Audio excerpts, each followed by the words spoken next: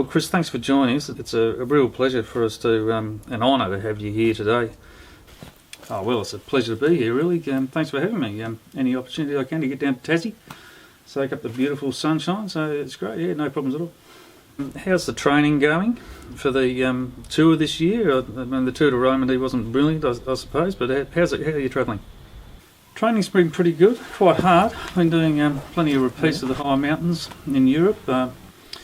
A couple of smaller races leading up to the tour this year, of course, and we'll give it a crack like we normally do. You spent a bit of time in Tasmania, haven't you, over the years when you were teammates with Richie? Do you come back for a bit of training or anything when you pop over to Australia in the off-season?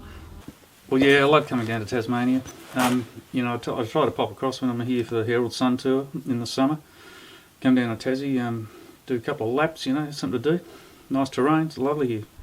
Well, as far as the Tour de France goes this year, who are your main contenders, do you think, are going to, give you a bit of a run for your money?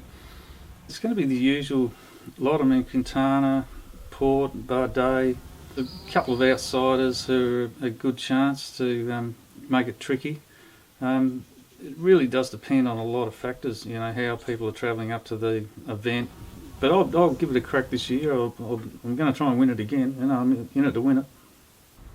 What do you think of Nairo Quintana? Nairo Quintana, short. Right. Romain Bardet, French. Alberto Contador. Alberto, old. He's an oldie but a goodie. Richie Port.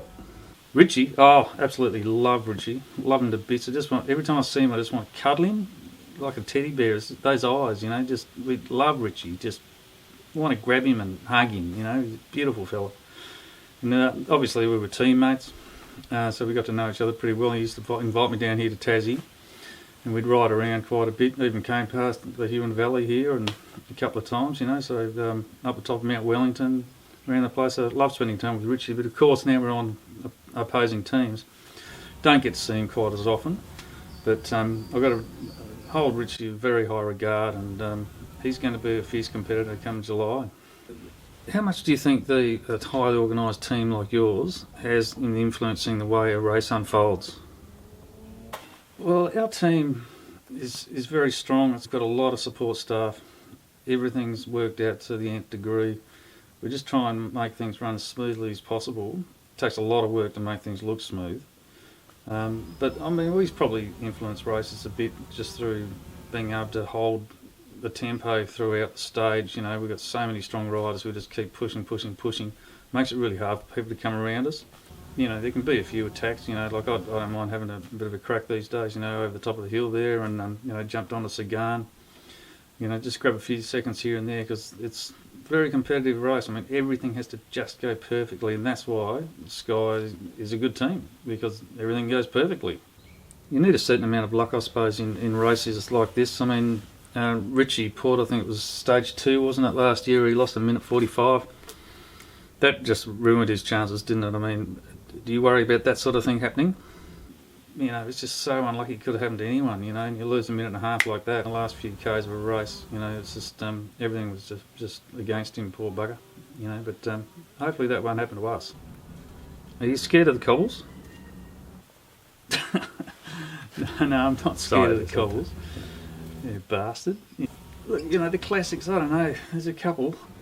If you were to do, say, classic races or something, which ones would you pick, do you reckon? Maybe the Tour of Flanders, and maybe Flèche-Wallonne and Liège-Bastogne-Liège. Those races might suit me.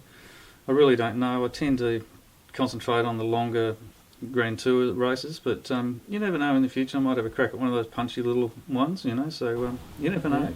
But no, I'm not scared of the cobbles. I'm not bloody scared of the cobbles, mate.